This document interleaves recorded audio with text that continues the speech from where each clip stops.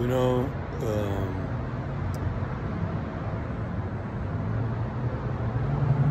there's a lot of talk about people being stuck in patterns of behavior.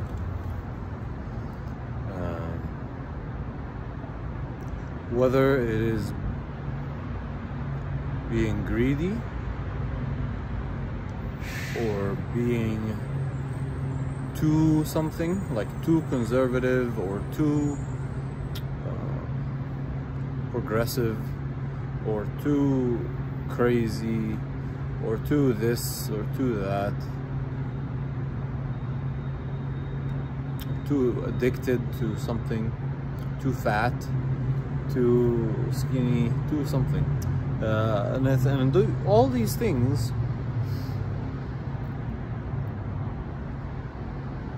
A lot of them. There's some things that we complain about that aren't like this, but a lot of these things are patterns of behavior.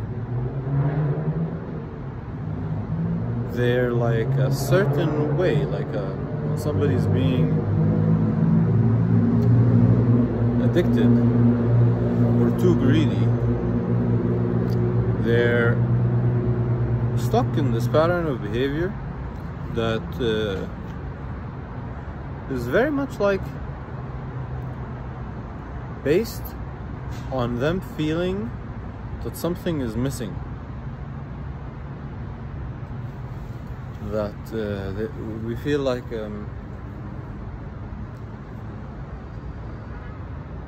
there's not enough, and when we feel like there's not enough, we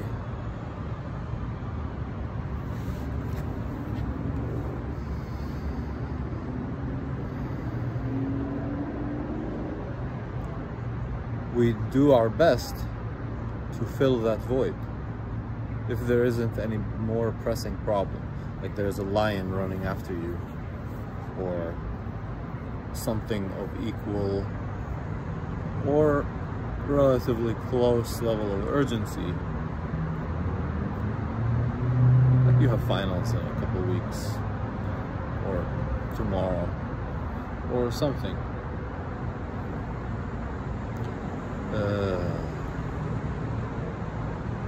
We're very much bound to basically just try our best to fill that emotional void.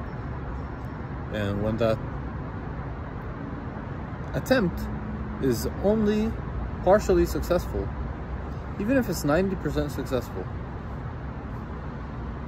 it has, especially if it's 90% successful, that's when it's like, oh my god.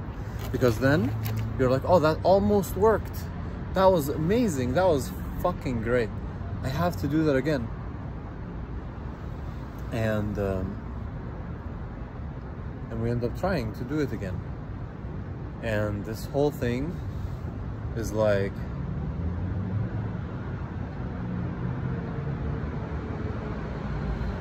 an endless cycle, because we haven't found anything that really satisfies us.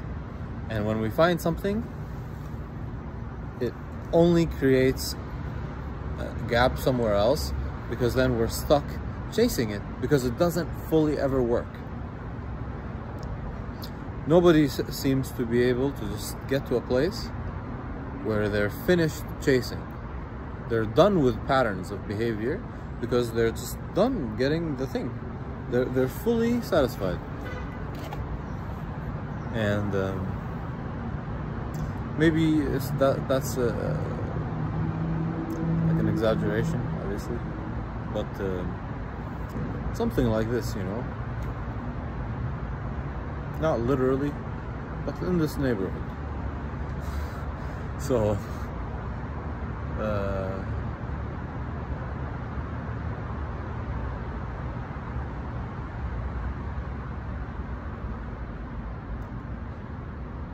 that includes a lot of these things that we think are normal.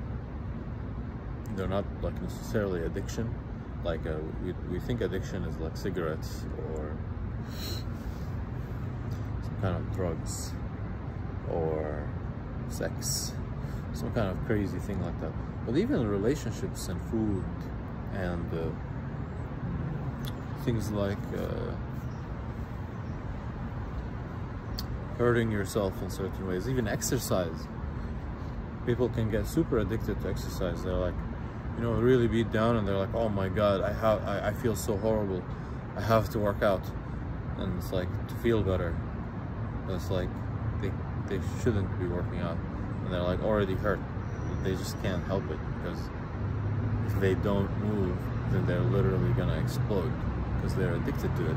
It's just like their hit. They need their hit. And this happens with so many different things. Relationships, with food, with drugs, with being productive, like working, workaholism, workaholics, and all this type of stuff. It's really also similar on a physical level, because what we need is, we need this, like, feeling good is a certain physical experience. It has a physical basis. That's why drugs change the way we feel. When you feel good, your heart is beating a certain way, your muscles, your face, your chest, and shoulders, and feet, everything is feeling a certain way, and your breath is different.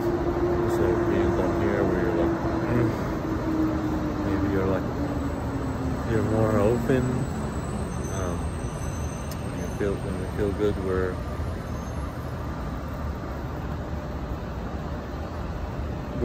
there's a certain chemistry to it. You know, our bodies have certain neurotransmitters, they're called, certain geometries of energy, or atoms, or chemicals, basically, is what that means. These chemicals are basically just atoms arranged in different ways. Everything is just like that. So it doesn't mean anything special necessarily. It doesn't mean it's artificial. But we have adrenaline, and we have things like different things. There's even something called nitric oxide, which our noses and our breathing systems produce when we're very active, when we're pushing. That's why when you start to go up the stairs, even if your nose is closed, or you start to really push, all of a sudden you're like, oh my god, it's open. But then the moment you stop, it closes back. And so there's this whole chemistry: adrenaline, noradrenaline, norepinephrine. There's even opiates that our bodies make. There is dopamine. There is cannabinoids, endocannabinoids they're called. Endo just means inner, like internal, like self-made basically. Just like weed is cannabis. So it's the same, very similar molecule, very similar chemical atomic shape that we smoke in, that our bodies can make. Our brain makes it, different parts of our bodies. And there's even DMT, and there is all these kinds of incredible chemicals that are basically the things that we try to take in. We're trying to, like, almost like play a certain note, if you want to think of it in a musical sense. We're like trying to play a chemical, like, note in terms of our neurotransmitters. And that note, if it doesn't work, then we keep trying to play it.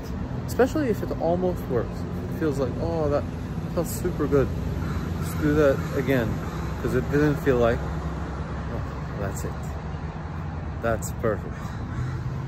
And we're kind of scared of that being the thing, but we're not really familiar that it's possible, maybe. But after that completes, there's something else that happens in life that isn't just about fulfilling emotion. There is something that starts happening after somebody does reach that place. So I don't think it's necessarily complete ending of anything, but when we're stuck in patterns of behavior like that, we look like we're crazy, but we're really just trying to feel better. Like the guy who's buying, 11 cars that are, each one is bigger and shinier and slicker and newer than the one before, or rarer or something like that. Or the guy or the girl chasing after something. Everybody that's doing that stuff, they're just trying to feel good, but they don't know how. The way that they're doing it is their best attempt at playing that chemical note that they need. Some people just need to relax, so they look like they're just lazy, or they look like they're just something. But there's even room for people to be like doing that with anything that we chase. Money, with jobs, positions, and people chase sexual partners and weird hobbies and collections stuff and all kinds of stuff like this. Competitive stuff. Competition is huge. Competitive stuff is just a very big part of what so many people are stuck with. They want to be the prettier one, the richer one, the smarter one, the better one at the game, the better one at the sport, or something like this.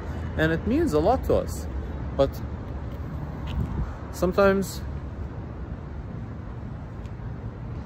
it becomes more than something that we're trying to do, actually, but it becomes just all we know how to do, because we can't do anything else.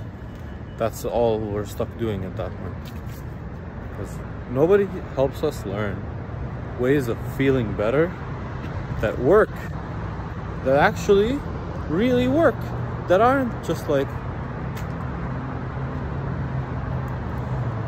the same thing that we're stuck doing. Like people that drink alcohol all the time, nobody has showed them a better way to have fun. Like they think this is the most, or numb out or something, or they think this is the easiest one to access or something. So this is what they have, so maybe there's a way we can, instead of shutting people down when they're stuck in patterns of behavior that are very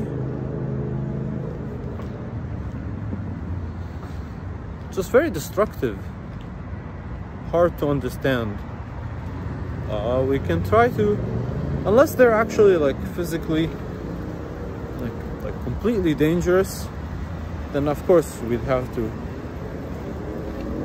shut them down somehow. But if they're not, then maybe we can find a way to just help them feel better than the thing that they're currently doing. What is it? And it starts with asking them what's wrong, like actually caring. You can't just make someone feel better by giving them an injection of something, because that's not a solution. The real solution is they have to actually work on whatever is like troubling them. There's something that they feel is a problem, and there's a way to ask. And maybe they don't remember what happened sometimes, but there's a way to ask, figure out, hey, what happened when you were a kid? You know, usually it's something that happened when people are young, in the first 15 years of their life at least, if not the first 5 or 10 years, most of the time. And something in those experiences makes somebody completely, sometimes it's a little bit older too, but makes somebody like wrap their whole personality around that experience. And now they're stuck doing something, being violent, being abusive, being a liar, being a drug addict, being a workaholic, a something, this, that, addicted to food.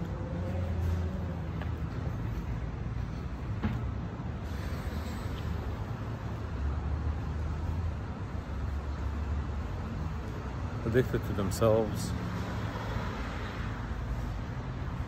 It's all the same pattern, really, deeply. We're just trying to feel better. So if we just take the time to learn how to make human beings feel better, which we have a lot of science on this. You know, that's the beauty of data. We have a lot of data. You know, science doesn't mean somebody, when it comes to this type of stuff, it doesn't mean that someone is looking through a microscope. They're just making people do stuff and ask. Most of the time they're just asking them questions like, how does it feel, how are you sleeping, how is your digestion, stuff like this, how is your love life, how is your libido, sexual activity, what's happening, you know. And then they record, they self-report it. So they're just gathering data, and we have a lot of data on what feels actually better for people. Not just like a little bit, but things that last. So there's a lot of stuff that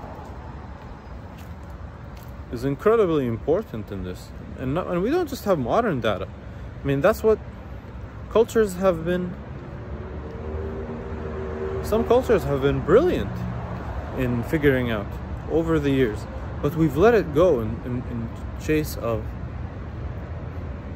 what culture has told us is going to feel better. You know, that's where a lot of this comes from.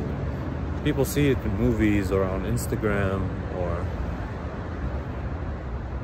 something, somewhere, on magazines. Their parents told them about it. You have to be a doctor, you have to have the biggest tits, you have to have the big muscles, you have to have a big shiny car, you have to do something, you have to be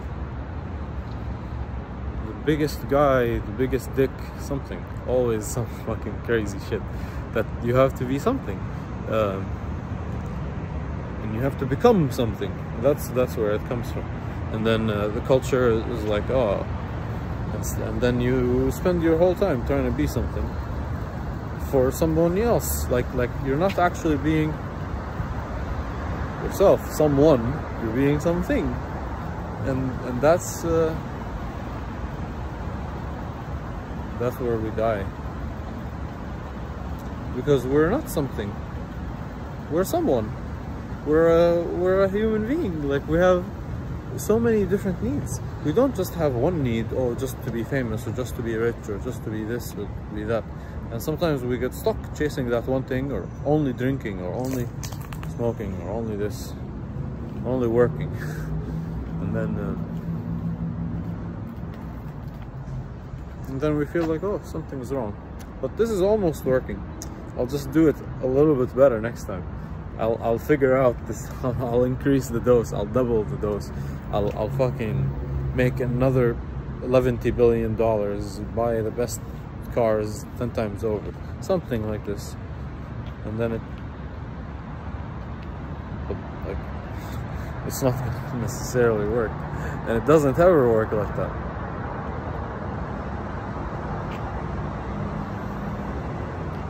The way for real fulfillment comes from figuring out who we are, like our actual self, like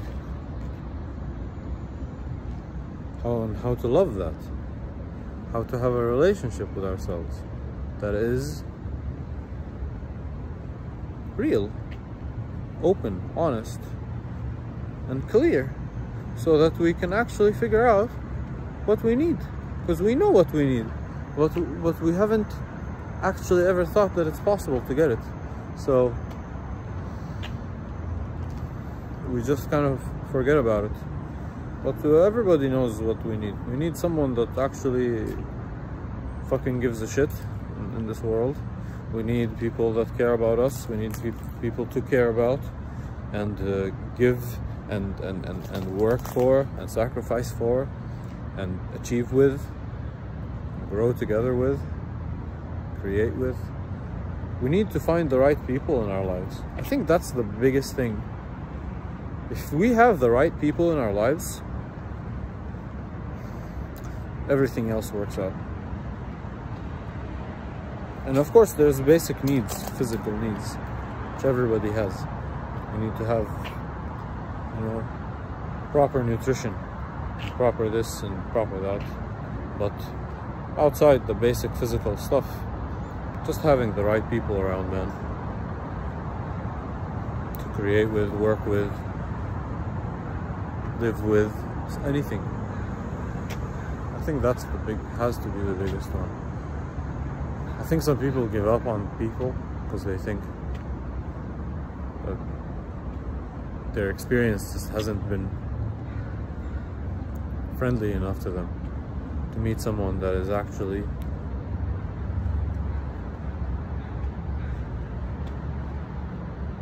their super friend. Like, not even their friend, like just a person that doesn't want anything from them, that you don't want anything from, that you completely love and loves you, and you give each other anything you need within reason, and you're completely honest, and you talk about everything, and they help you with everything most of the time that you need, for real. And there's a lot of people like this. A lot, not maybe by percentage, but a lot by number. They're real, they exist. And we help each other become that when we aim at that, you know? That stuff, if that person doesn't exist, become that person for somebody and help them be that, because we all want to be that. We all want to have that friendship, but it can't happen if we're and don't just try to do it with some random person that you think is gonna be like fun to do it with. You know, just try to be your best within reason with anyone. And if you have that mindset, it'll come.